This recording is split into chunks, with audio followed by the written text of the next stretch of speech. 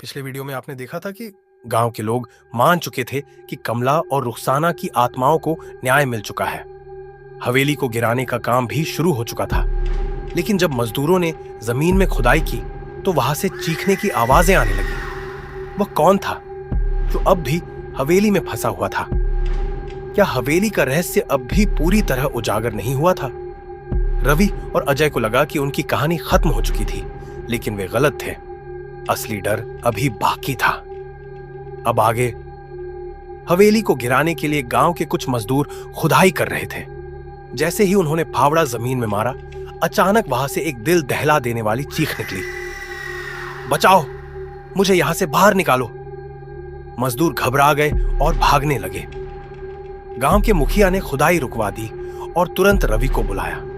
रवि ने जमीन को गौर से देखा। वहां कुछ अजीब था। खुदाई के दौरान एक पुराना लोहे का दरवाजा मिला, जिसे अब तक किसी ने नहीं देखा था। क्या इस हवेली के नीचे कोई और तहखाना है?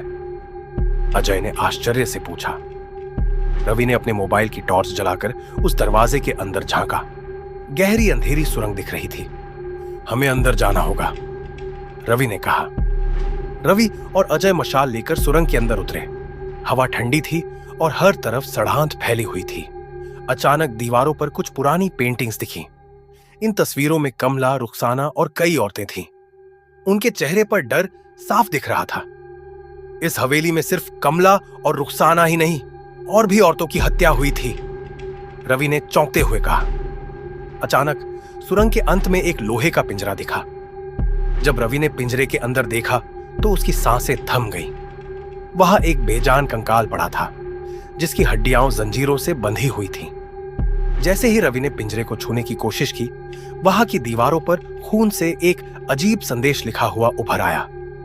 मैं अंतिम नहीं थी, मेरे बाद भी कई आई, अब तुम्हारी बारी है।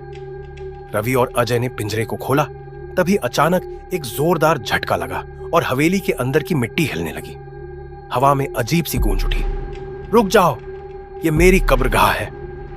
एक धुंधली आकृति उभरी। ये एक तीसरी आत्मा थी, एक और निर्दोष लड़की, जिसे हवेली में जिंदा दफना दिया गया था। उसकी आंखें खून जैसी लाल थीं। वह धीरे धीरे रवि और अजय की ओर बढ़ी। अजय बुरी तरह कांप रहा था।